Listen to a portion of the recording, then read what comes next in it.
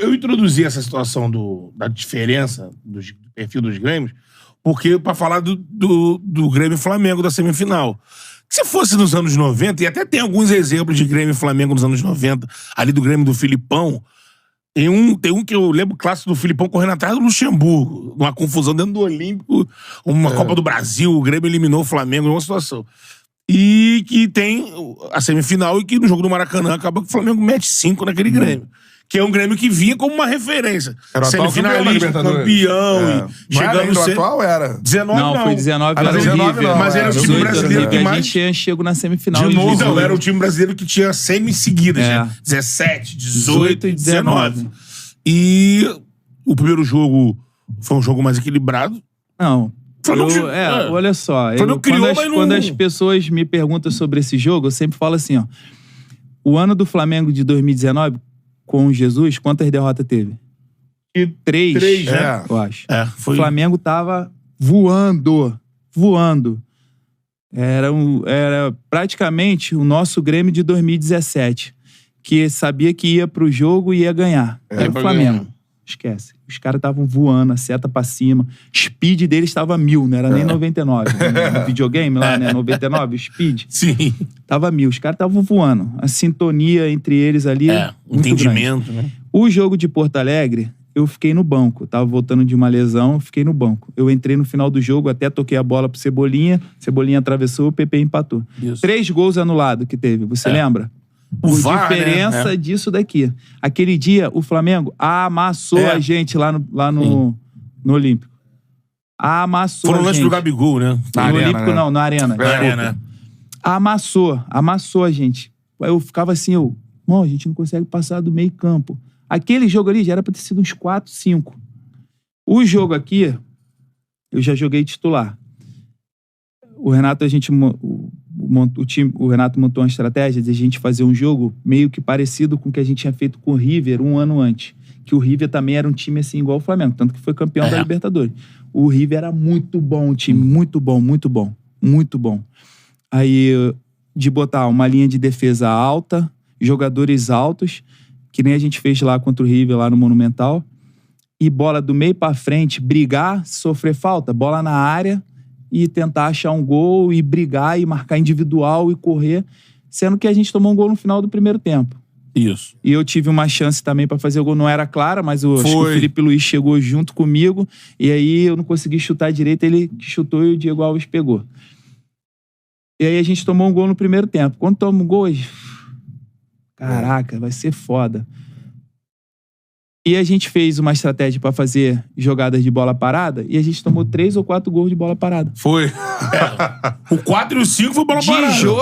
De jogo, o primeiro jogo do Flamengo foi muito melhor do que o segundo, na minha opinião. Sério? Porque porque o placar fala o contrário, placar foi 1-1, mas se os 3 gols não fossem anulados, aí o Grêmio, a gente ia ter que sair pro jogo, era capaz de tomar mais. E era tudo gol de jogada, sabe? Não, jogadas, os outros não. Foi gol de bola parada. Teve um pênalti, né?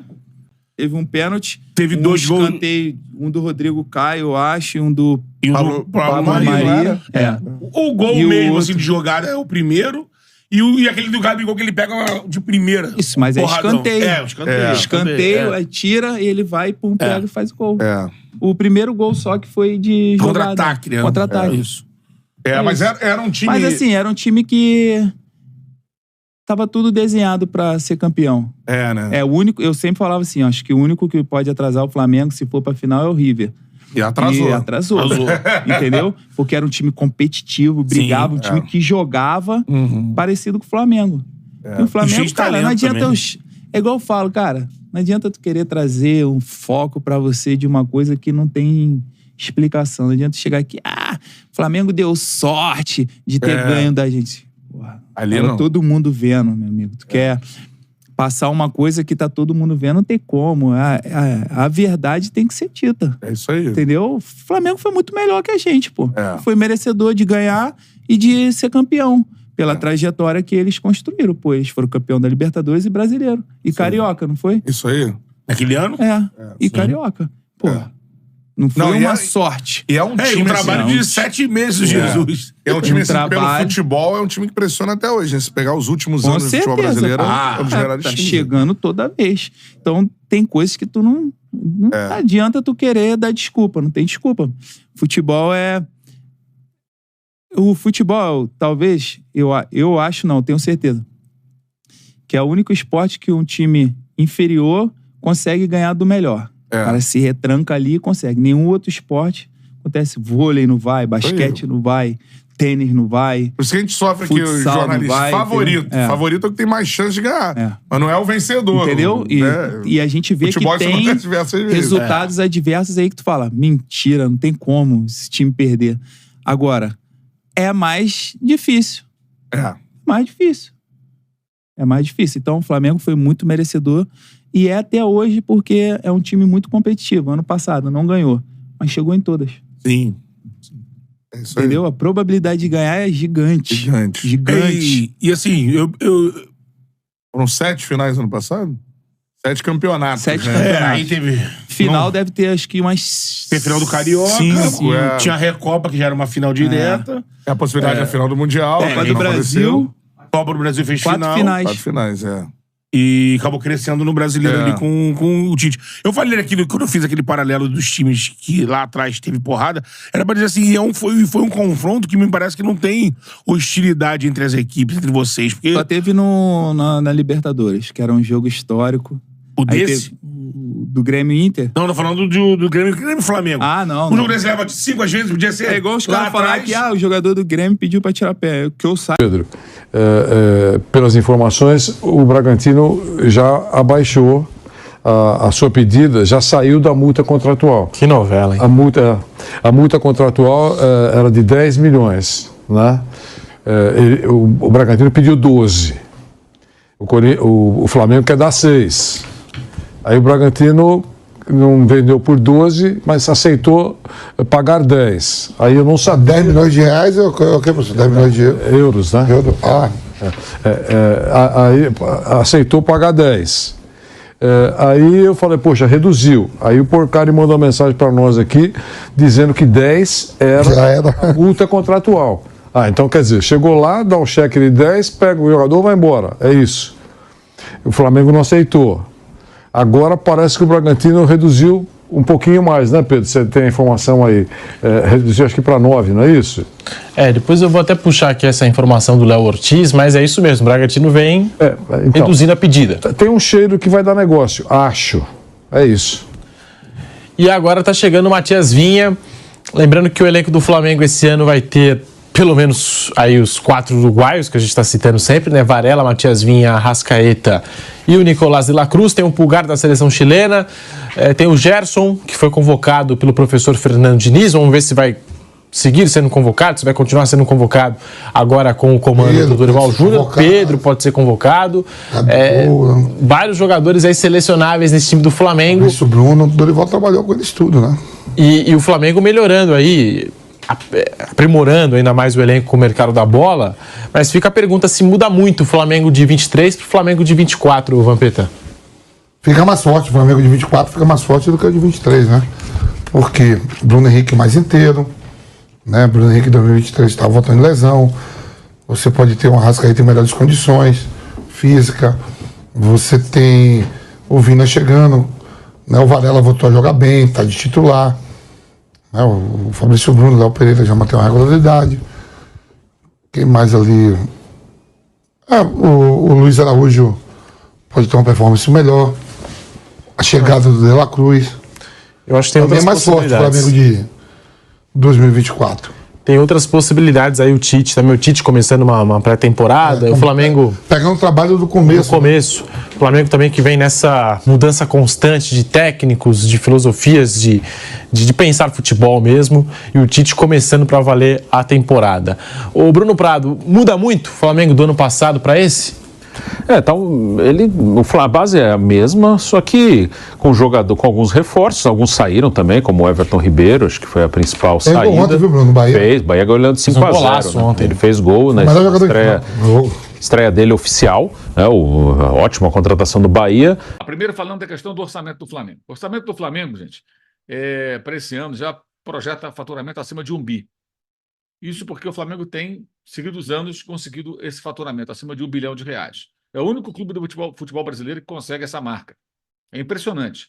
E, no caso específico de 2023, o Flamengo faturou mais de 1 bi, 1.200, 1.300, algo em torno disso, né? Os números finais em breve estarão disponíveis. Num ano sem títulos, né? Só de fracassos no futebol. E aí fica mais ainda absurdo você pensar que um clube que fatura tanto fracassa tantas vezes como fracassou em 2023. Tá? O superávit do Flamengo, projetado, já acima de 303 milhões de reais. Esse superávit ele é maior do que o faturamento total do clube quando essas pessoas que estão no poder assumiram.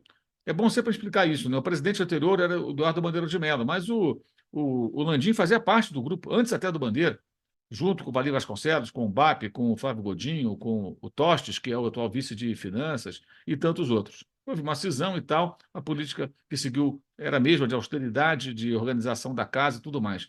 No último ano do Bandeira de Mello, o Flamengo faturava, 2018, faturava na casa dos 400 milhões e já havia reduzido drasticamente a sua dívida. O Flamengo hoje triplicou esse faturamento.